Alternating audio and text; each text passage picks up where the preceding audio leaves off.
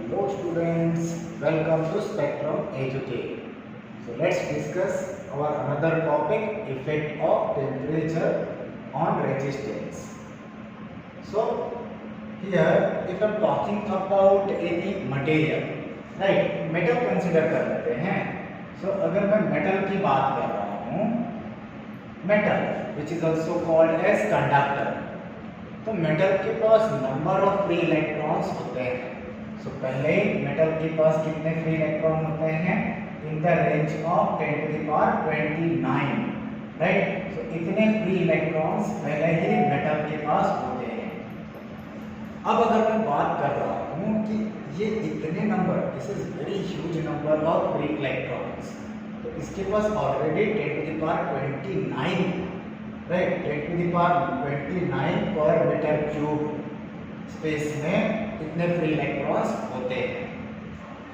तो if I am increasing temperature, right, तो अगर मैं टेम्परेचर इंक्रीज करता हूँ इस मेटल का, इस मटेरियल का, तो क्या होगा?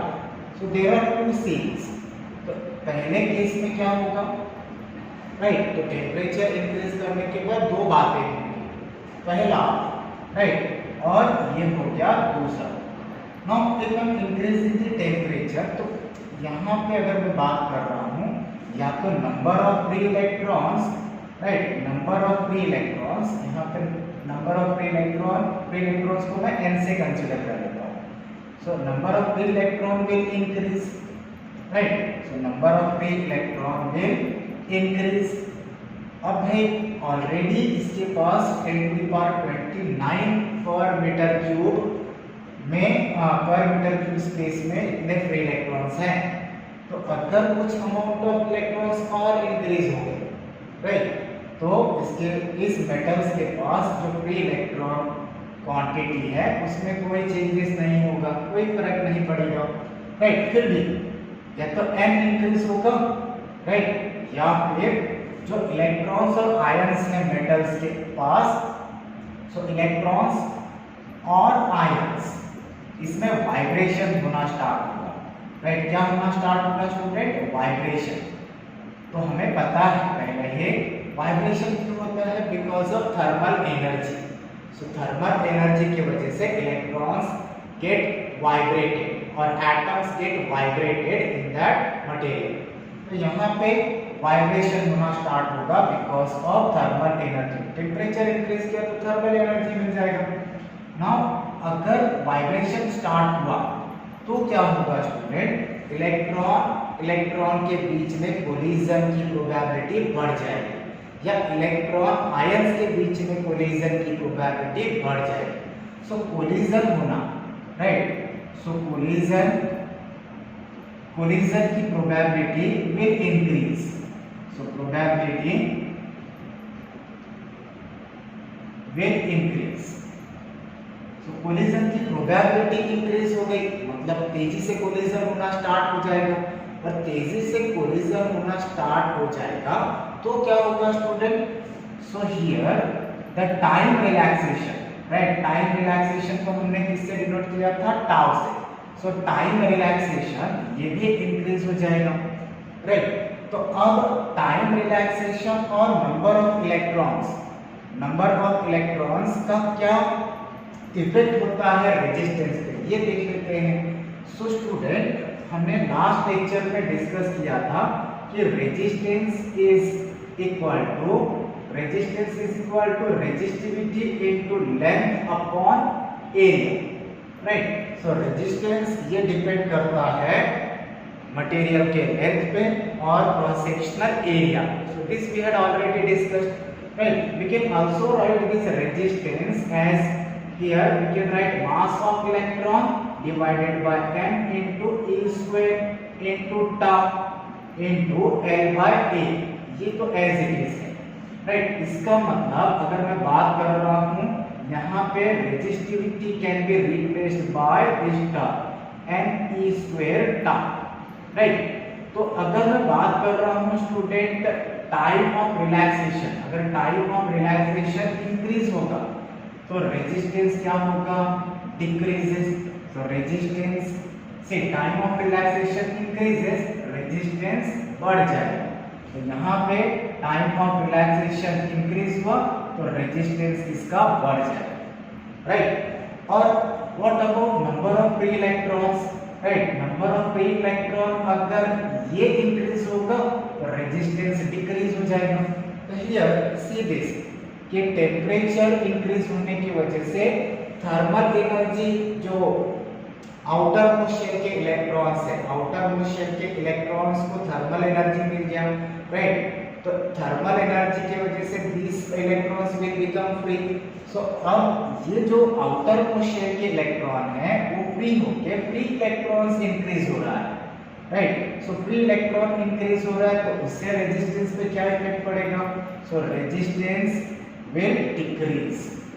अब यहाँ पे कंट्रोवर्सी आ रहा है स्टूडेंट, इस केस में रेजिस्टेंस डिक्रीज हो रहा है और इस केस में रेजिस्टेंस इंक्रीज हो रहा है, विच वी विल कंसीडर। यहाँ देखो स्टूडेंट, अगर मैं बात कर रहा हूँ ये वाला, राइट, इसको कंपेयर करोगे 10⁻29 नंबर ऑफ फ्री इलेक्ट्रॉन्स से, जो कि ऑलरेडी मेटल्स के पास होता है, तो उसके कंपेयर में ये वाला नंबर ऑफ फ्री इलेक्ट्रॉन्स बहुत कम है। तो इसलिए इस केस में ये वाला डोमिनेट नहीं करेगा, right. So this case will not dominate. So it means इसका जो इसके वजह से जो रेजिस्टेंस डिक्रीज हो रहा है that we will not consider, right. कौन सा वाला केस इसमें एग्जिस्ट कर जाएगा, इसमें time relaxation, collision probability increase होने की वजह से जो टाइम रिलैक्सेशन है, टाइम रिलैक्सेशन गेट इंक्रीजेस, और इसके इंक्रीज होने की वजह से क्या हो रहा है, रेजिस्टेंस डिक्रीज हो रहा है। So we will consider this case. Are you understanding? तो this is happening when we are considering or when we are increasing the temperature of the material, right? So temperature of metal क्या होता है, conductor होता है। तो student चलिए graph plot कर लेते हैं। सो यहाँ पे ग्राफ को मैं 3 पार्ट में डिस्कस करूंगा, राइट। सो ग्राफ को मैं 3 पार्ट में डिस्कस करूंगा। यहाँ पे for metal, then for insulator and semiconductor and finally for alloys. तो सबसे पहला वाला जो पार्ट है, right, let's consider for metal और metal conductor, right. So metallic conductor, अगर मैं बात कर रहा हूं मेटालिक कंडक्टर का, तो अगेन मेटालिक कंडक्टर के पास ऑलरेडी फ्री इलेक्ट्रॉन्स बहुत ज्यादा होते हैं, राइट।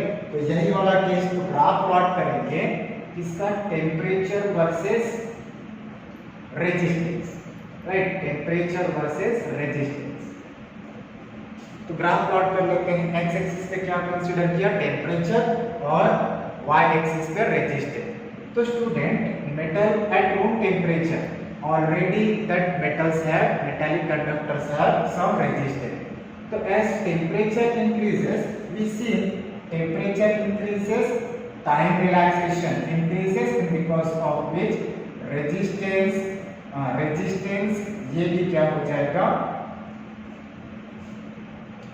माफ कीजिएगा, यहाँ पे टाइम रिलैक्सेशन डिक्रीज हो रहा है, राइट।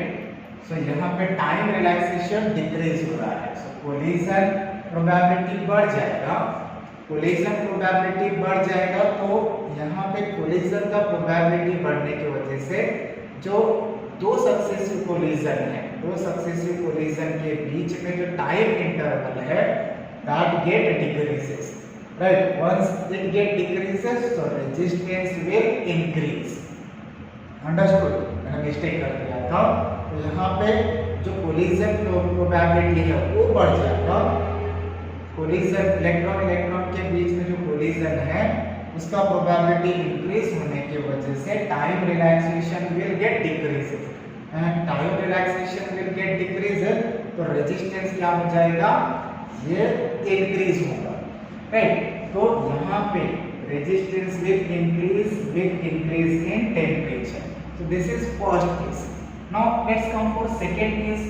Second case किसके लिए, सेमीकंडक्टर और इंसुलेटर के लिए, semiconductor and insulator. If I am talking about semiconductor and insulator, तो स्टूडेंट यहाँ क्या होगा, सेमीकंडक्टर और इंसुलेटर की बात कर रहे हैं तो ऑलरेडी उनके पास फ्री इलेक्ट्रॉन बहुत कम होता है या तो नहीं होता है, राइट। सो इनके पास जो फ्री इलेक्ट्रॉन्स है दैट इज नेग्लिजिबल, और अगर फ्री इलेक्ट्रॉन्स नेग्लिजिबल है, राइट, फ्री इलेक्ट्रॉन्स नेग्लिजिबल है तो यहाँ पे इलेक्ट्रॉन्स तो फ्री होंगे। सो इलेक्ट्रॉन्स जो आउटर मोस्ट शेल के इलेक्ट्रॉन्स है, right, so outer most shell के free electron, outer most shell के इलेक्ट्रॉन थर्मल एनर्जी की वजह से फ्री होंगे, मतलब number of free electron will increase, right.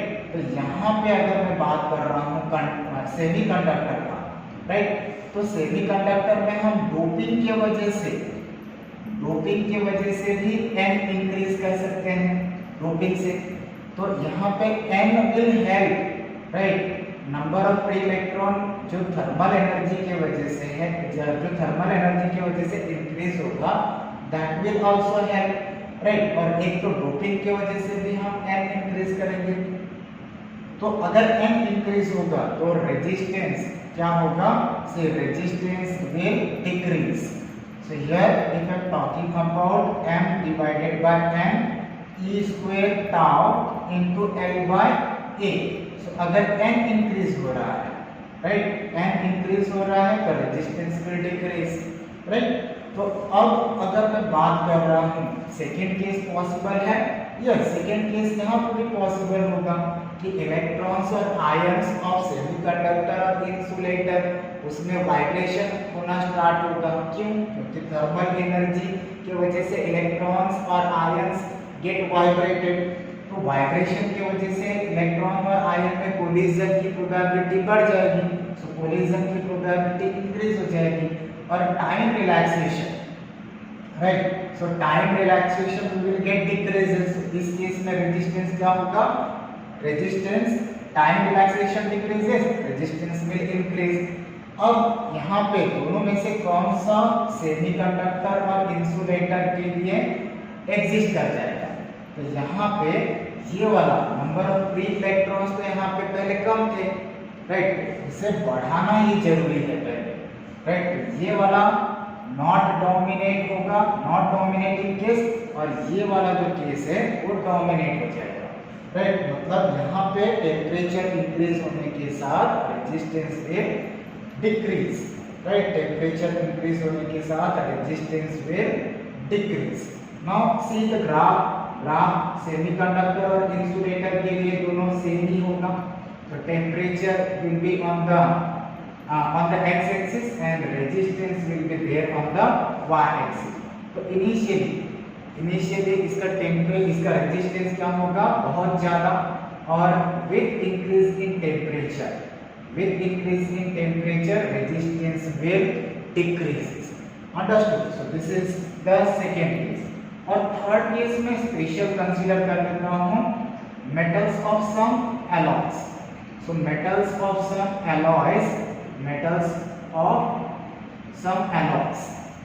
Alloys में अब क्या बात कर रहा हूँ, निक्रो, राइट, निक्रो, कॉन्स्टेंटिन, ऐसे मेटल की बात कर, ऐसे एलॉयज की बात कर रहा हूँ, राइट, निक्रो या कॉन्स्टेंटिन।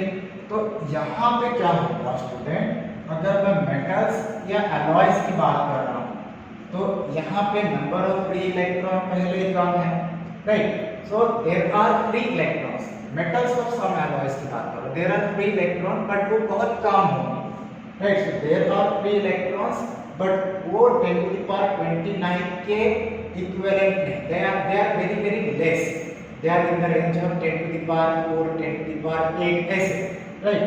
तो number of free electron पहले ही कम है, राइट। तो उसके वजह से इनमें कोलिजन तो होगा टेम्परेचर इंक्रीज करने पर, राइट। सो कोलिजन इंक्रीज होगा, सो कोलिजन इंक्रीज होने के साथ time relaxation will get decrease between two successive collision. Time relaxation decrease होने पे क्या हो रहा है स्टूडेंट, रेजिस्टेंस इंक्रीज हो रहा है।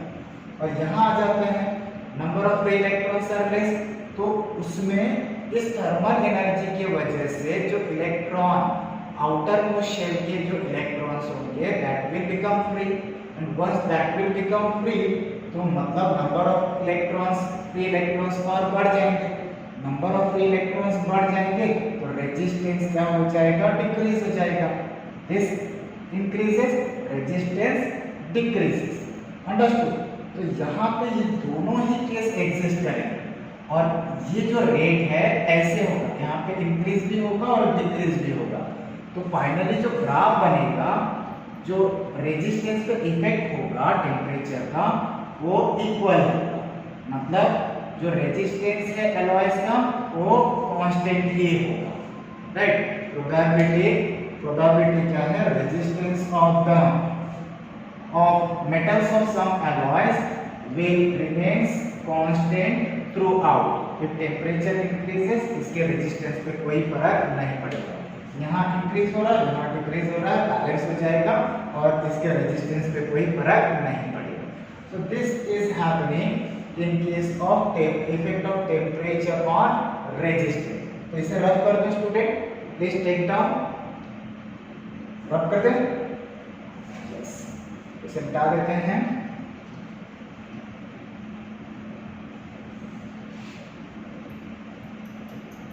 नाउ इसी में एक और टॉपिक है,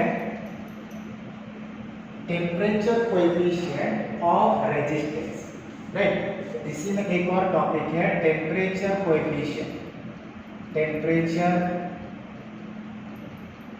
coefficient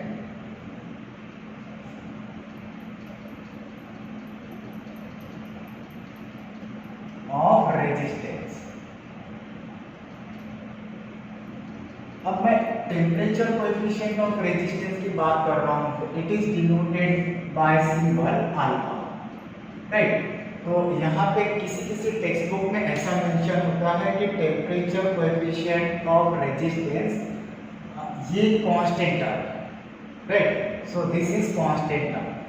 actually student temperature coefficient of resistance ये कांस्टेंट टर्म नहीं है, ये टेम्परेचर के साथ चेंज होता है, ठीक है। सो टेम्परेचर के साथ डिफरेंट मटेरियल का डिफरेंट टेम्परेचर कोएफिशिएंट होता है। Now let's understand that what is this temperature coefficient. तो अगर मैं बात कर रहा हूं, right, so we see that metals, for metals resistance is vary, right. तो रेजिस्टेंस एट पर्टिकुलर टेम्परेचर हम राइटिंग, राइट। तो पर्टिकुलर टेम्परेचर पे रेजिस्टेंस चेंज होके आरटी हो गया सपोज, और ओरिजिनल टेम्परेचर या रूम टेम्परेचर पे रेजिस्टेंस कितना कंसीडर किया, R0। सो आरटी को हम लोग R0 रूम टेम्परेचर के रेजिस्टेंस के साथ कंपेयर करेंगे। It is a relative term. So temperature increases or temperature changes with resistance changes with temperature, right, with respect to this original temperature at 0 degrees। और ये relate कर रहा है with term 1 plus alpha into, right, the final temperature minus initial temperature। तो ये हो गया change in temperature या final temperature minus the 0 degree और initial temperature which is 0 degree. तो इसी फॉर्मूले को हम एक तरह से और लिख सकते हैं कि अगर मैं इसको सॉल्व करूंगा तो this become RT minus R0, right. So bracket open करोगे तो R0 and R0 into this term. तो ये यहाँ का जो R0 है that will come in the denominator. So RT minus R0 this is equal to alpha into this time change, temperature change, right. तो अब अगर मैं बात कर रहा हूँ जो ये अल्फा टर्म है, alpha is temperature coefficient of resistance. So अगर मैं बात कर रहा हूँ this alpha is equal to RT minus R0 divided by R0 into, इसको मैं डेल्टा T कंसीडर कर लेता हूँ, change in temperature, so into delta T, right. So this is the temperature coefficient of. So student, how do we define the temperature coefficient of resistance? It is change in resistance for unit original resistance at 0 degree C per degree rise in temperature. So again I am repeating student, please get it, please recall it. कि temperature coefficient of resistance is defined as change in resistance of material at particular temperature, right?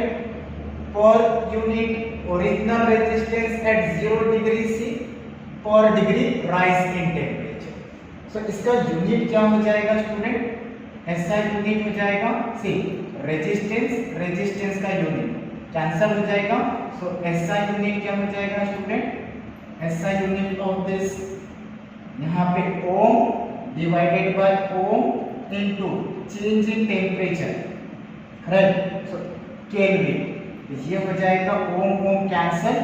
So per kelvin will be the SI unit of the temperature coefficient of resistance.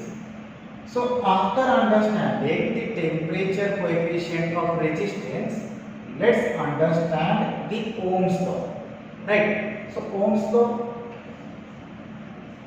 रब कर दो student. ये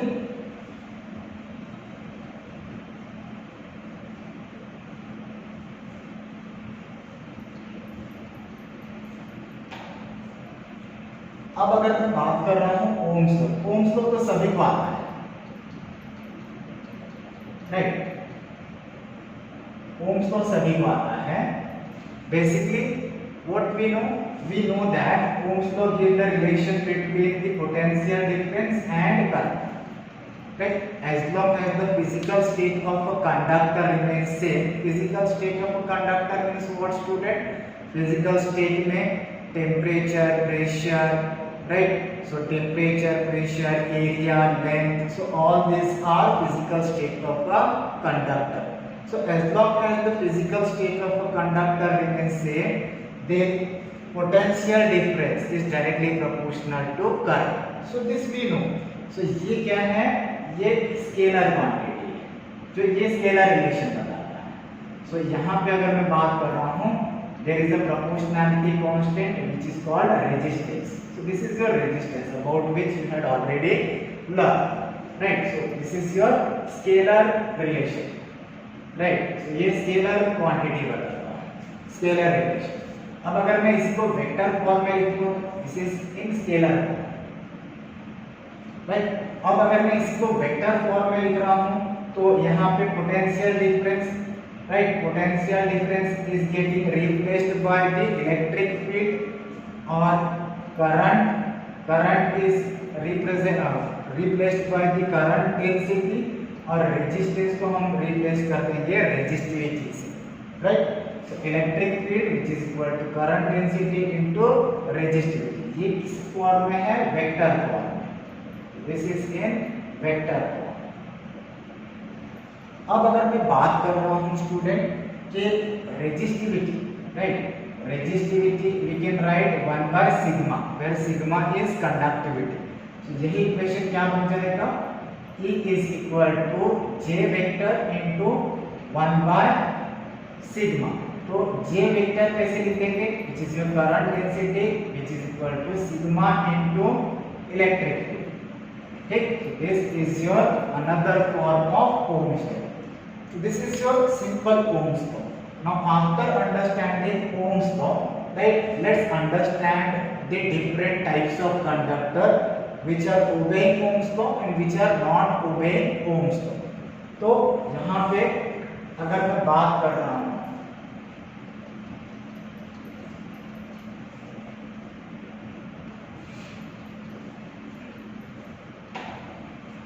so student there is ohmic conductor. पहला वाला कौन सा हो गया? ohmic conductor. So what are ohmic conductor student?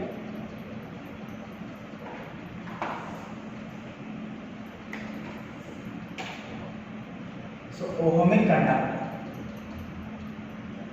अगर मैं बात कर रहा हूँ ohmic conductor का, right? So the conductor which are obeying Ohm's law, right? यहाँ पे कंडक्टर कौन सा? The conductor which are obeying Ohm's law. So obeying Ohm's law मतलब क्या होगा स्टूडेंट? Obeying Ohm's law. मतलब यहाँ पे V is directly proportional to R, right. So इसको ओबे करने वाले कंडक्टर्स को हम क्या कहेंगे? Ohmic conductor, right. तो यहाँ पे अगर मैं ग्राफ की बात कर रहा हूँ तो ग्राफ इसका V वर्सेस R ये कैसा आएगा? Straight line, right. So straight line, तो जिंक कंडक्टर की बात कर रहा हूँ, so silver, right. So silver is there, gold is there, right? Then steel is there, copper is there, then aluminium is there,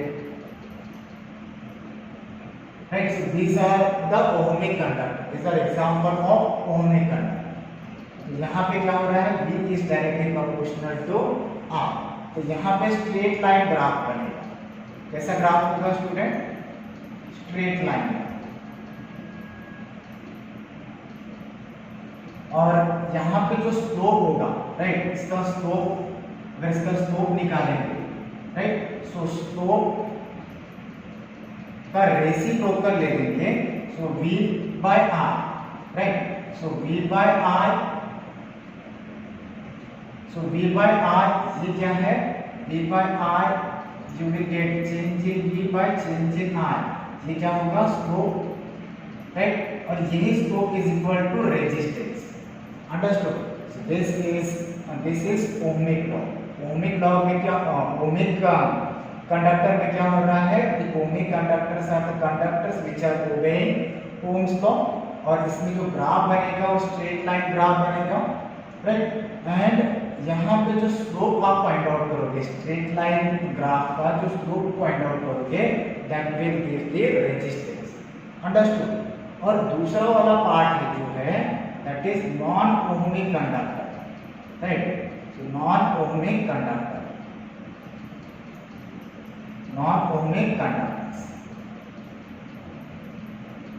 अगर मैं non-ohmic conductors की बात कर रहा हूँ तो what will happen student in this non-ohmic conductor? यहाँ पे which are not obeying Ohm's law,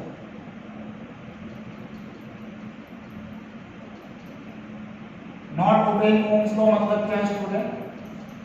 V is not directly proportional to, right, not directly proportional to current. मतलब यहाँ पे जो ग्राफ बनेगा, not a straight line, right. So not a straight line, straight line graph नहीं होगा, right. For example अगर मैं बात कर रहा हूँ सेमीकंडक्टर से बना हुआ डायोड, राइट, तो जो डायोड का IV कैरेक्टरिस्टिक कर्व है, राइट, सो IV कैरेक्टरिस्टिक्स कर्व जो है, I on the y axis, V on the x axis, तो IV कैरेक्टरिस्टिक कर्व कुछ ऐसा होगा, राइट। तो यहाँ पे स्ट्रेट लाइन नहीं मिलेगा for non ohmic conductor. So non ohmic conductor में सेमीकंडक्टर कंसीडर करो, ऑल सेमीकंडक्टर। सो सेमीकंडक्टर्स का जो IV कैरेक्टरिस्टिक्स है, IV वो स्ट्रेट लाइन नहीं मिलेगा, स्लोप मिलेगा। और यहाँ पे अगर आपको रेजिस्टेंस पता करना है तो रेजिस्टेंस क्या होगा? यहाँ पे टेंजेंट ड्रॉ करोगे, सो टेंजेंट का, राइट, सो टेंजेंट का अगर आपने स्लोप कंसीडर किया तो that will give the resistance. And in this case से द ओमिक कंडक्टर्स की जो रेजिस्टेंस होगी वो कांस्टेंट है, राइट। यहाँ पे ये वेरी करेगा, यहाँ पे ये रेजिस्टेंस वेरी करेगा, understood. This is about ohmic conductor and non ohmic conductor. So again recalling, ohmic conductors are those conductor which are obeying Ohm's law, मतलब V is directly proportional to R। और यहाँ पे non ohmic conductor में not obeying the conductors which are not obeying Ohm's law, it means V is not directly proportional to R। और इसमें जो graph बनेगा वो स्ट्रेट लाइन ग्राफ नहीं होगा, राइट, कर्व ग्राफ होगा। यहाँ पे जो ग्राफ बना हो क्या है? Not a straight line graph. So यहाँ पे स्लोप कैसे लेंगे? जो एक कर्व पार्ट है वहाँ पे एक टेंजेंट ड्रॉ करेंगे, राइट। सो कर्व पार्ट पे टेंजेंट ड्रॉ करेंगे लाइक दिस वे, एंड इस टेंजेंट का स्लोप लेंगे। सो यहाँ पे हर पॉइंट पे रेजिस्टेंस स्लोप का वैल्यू वेरी करेगा, but in this case slope will remains constant through out. Right student, so this is about ohmic conductor and non ohmic. Yes students, so let's solve this numerical number 1 based on the temperature coefficient of resistance. Right? तो यहाँ पे a copper coil has a resistance of 20 ohms, right, at 0 degrees. तो यहाँ पे temperature 0 degree से consider कर लेते हैं। सो 0 डिग्री सी टेम्परेचर पे, राइट, रेजिस्टेंस कितना है, R0 is equal to 20 ohm. Now resistance of 26.4 ohm at 80 degrees, मतलब T टेम्परेचर कितना है 80 डिग्री से। यहाँ पे रेजिस्टेंस कितना है RT which is equal to 26.4 ohm, right. तो टेम्परेचर कोएफिशिएंट ऑफ रेजिस्टेंस ये फाइंड आउट करो। So I already told you student the formula is RT which is equal to R0 1 plus alpha into final temperature minus initial temperature, right? So RT कितना है student, RT is 26.4 ohm which is equal to R0 कितना 20 ohm, in the bracket 1 plus alpha find out करना है, और final temperature minus initial temperature मतलब 80 minus 0 is 80 degree, right. Simplify कर देते हैं। सो इसे यहाँ पे ले जाइए, ये यहाँ पे लेफ्ट साइड में आने के बाद डिनोमिनेटर में चला जाएगा। So 26.4 divided by 20 which is equal to 1 plus alpha into 80, right. तो अब नेक्स्ट सॉल्व कर लेते हैं। नेक्स्ट से डेसिमल हटा दीजिए, it will become 264 divided by 200 which is equal to 1 plus alpha into 80। Now after that see simplify कर लेते हैं इसे। सो 200 जा, राइट, 200 एंड ये हो जाएगा 132, right. So this will become 1.32 which is equal to 1 plus alpha 80 into alpha, right. अब ये 1 यहाँ पे आके सब्ट्रैक्ट हो जाएगा and it will become 0.32 which is equal to 80 into alpha. Therefore alpha is equal to कितना हो जाएगा 0.32 डिवाइडेड बाय 8। इसे सॉल्व कर लेते हैं। अगेन यहाँ पे डेसिमल हटा दीजिए, सो इट विल बिकम 20 यहाँ पे आ जाएगा, राइट। सो 8 4 जा 32, यहाँ पे कितना आ गया 1000। So it will become therefore alpha is equal to 4 into 10 to the power 3, right, और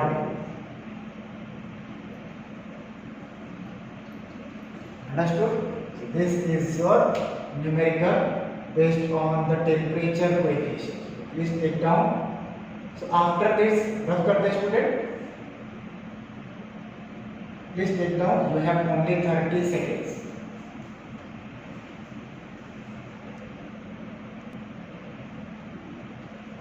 तो रफ कर दे students.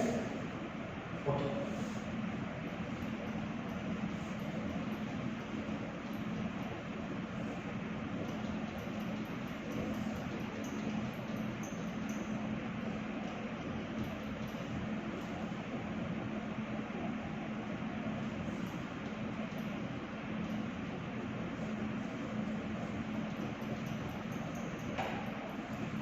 So now our next topic is the combination of resistors.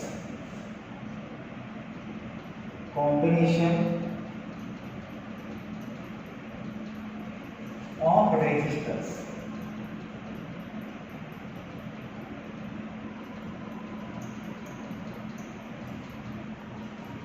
So student, what I am considering? I am considering two or more than two resistors.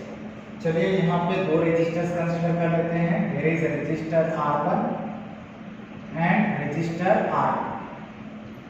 Right? R1 और R2 इनका resistance R1 और resistor R1 resistor 1 का resistance कितना है R1 और resistor 2 का R2.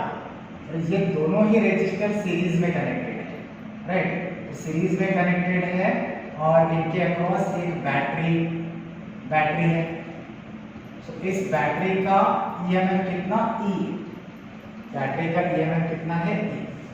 सो अब अगर सीरीज में कनेक्टेड है तो व्हाट विल हैपन स्टूडेंट कि सीरीज में इनके अक्रॉस करंट कितना होगा same.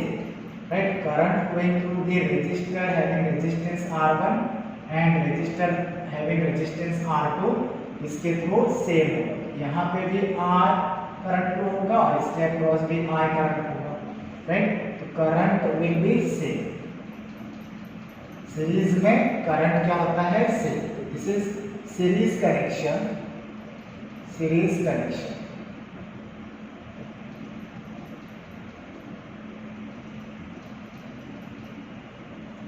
Series connection of resistance.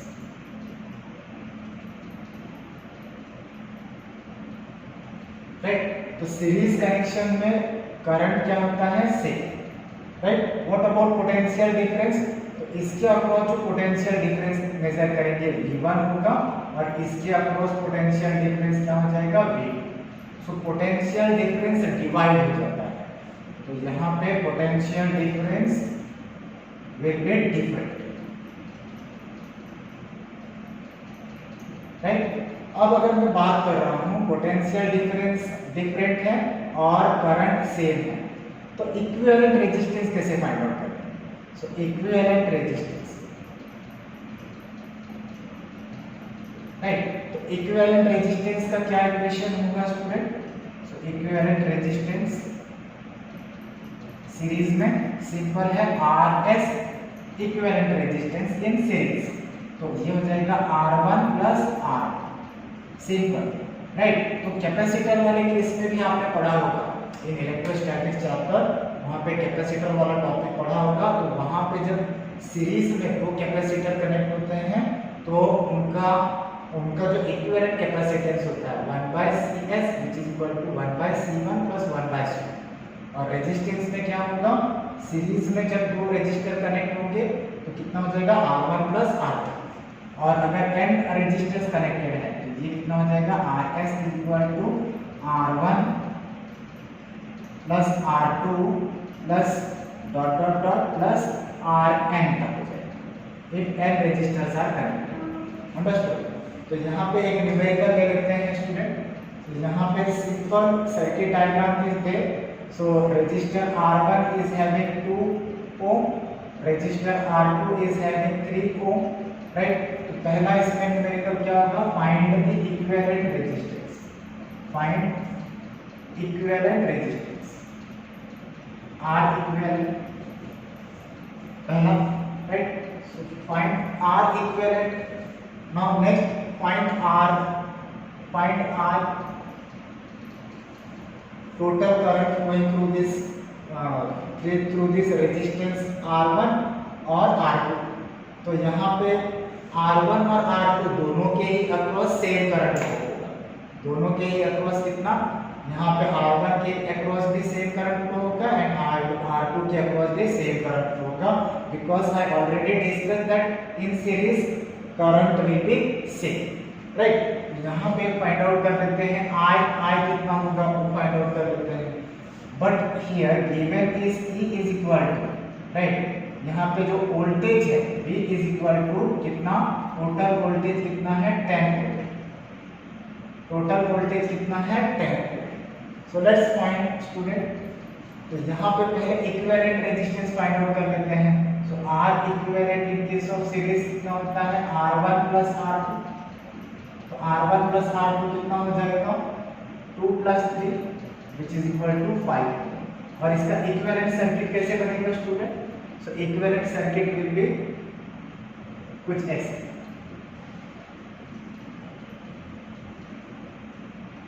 ये कितना हो जाएगा 5 और ये total.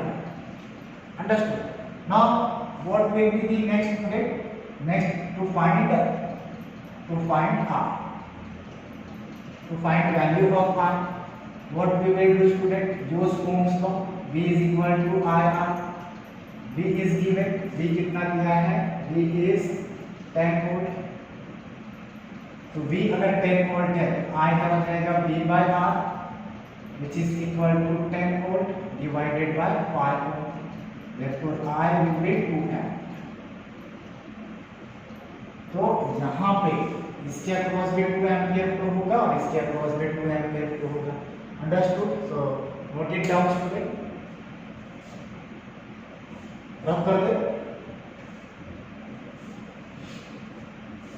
Next is parallel connection.